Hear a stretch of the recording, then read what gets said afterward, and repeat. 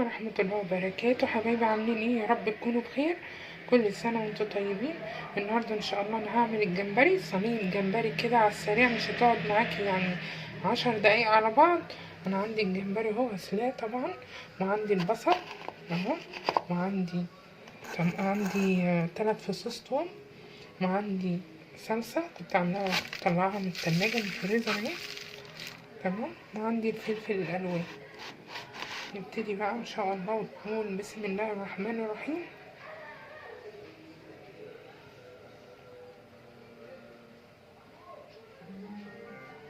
عندي الزيت اهو في الصينيه، بسم الله. عندي البصل،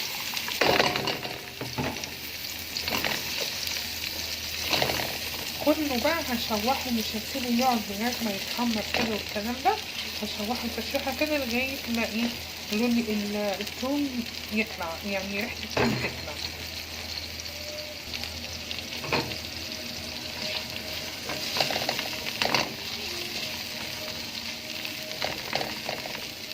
ممكن بدل ما تحطي الصلصة كده على طول، بتحطي مثلا كوباية طماطم مضروبة كده شفشق الخلاط، وتروحي حاطة ايه، معلقتين صلصة معاها. بس لو انتي مستعجلة كده بتحطي الصلصة وخلاص.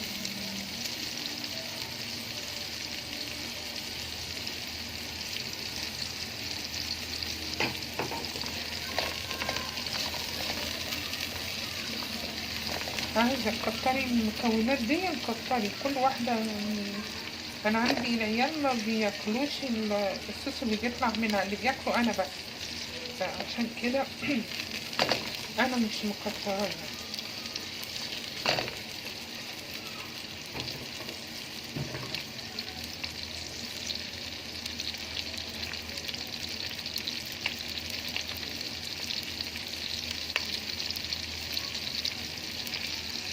نعلي النار شوية ونخلص.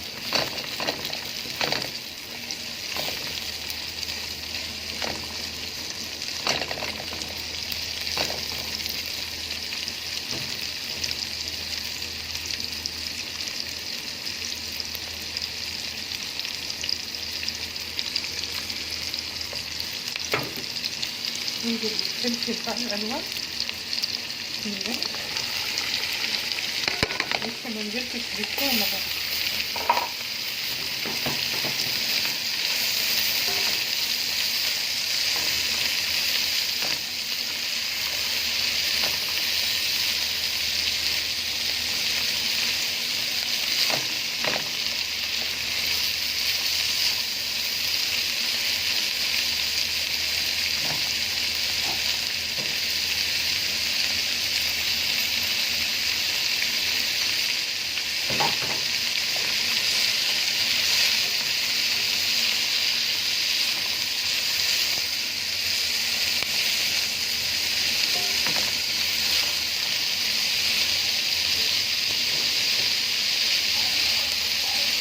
انزل بقى بالكام فص ثوم دول، بسم الله.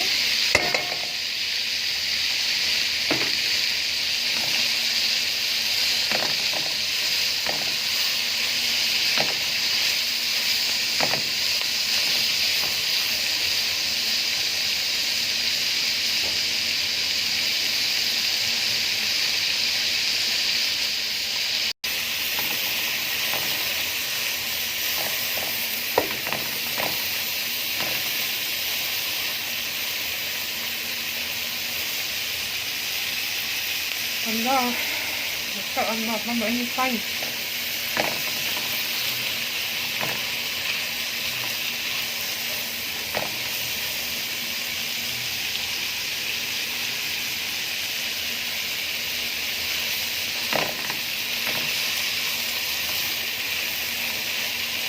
كده انا سميت خلاص ريحة الثوم. انزل بقى بالصلصة اللي عندي.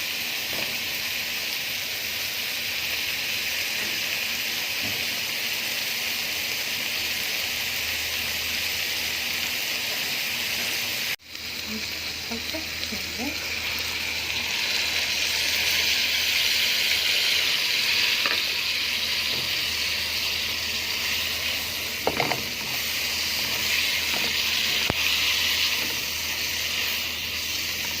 انا هزودها بقى كوبايه ميه كمان علشان ايه هسقط فيها الجمبري.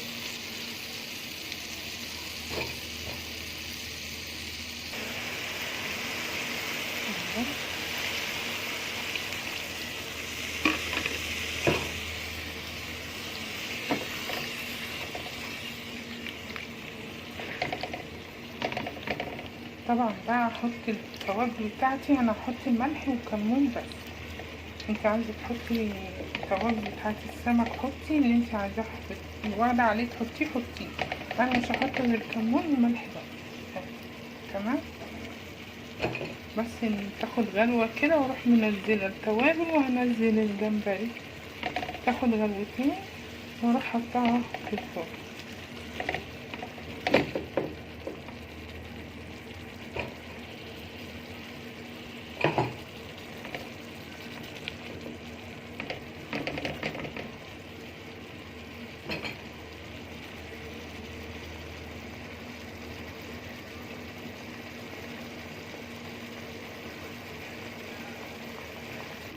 هحط الملح بقى بسم الله،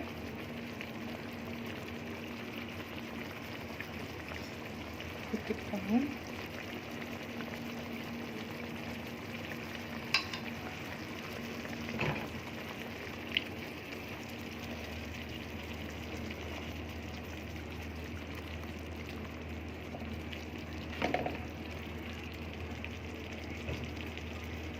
هنزل بقى بالجمبري بتاعي.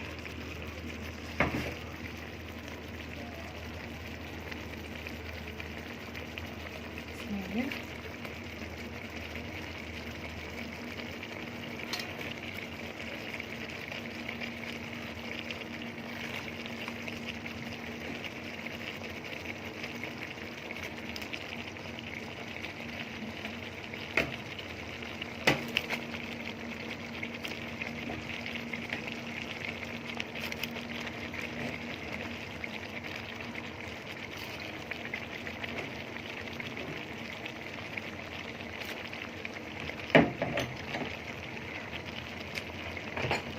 هنزل تقريبا كده. بسم الله.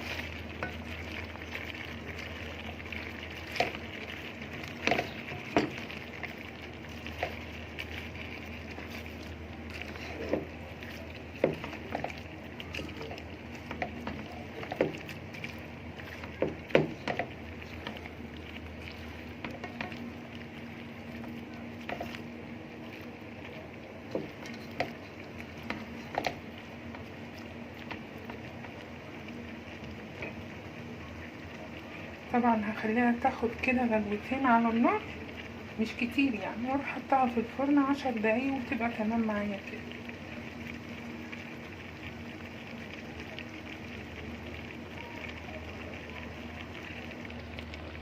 كده خلاص بقى، هي خدت كده غلوتين، هو ما بيقعدش خالص. تمام زي ما احنا شايفين كده.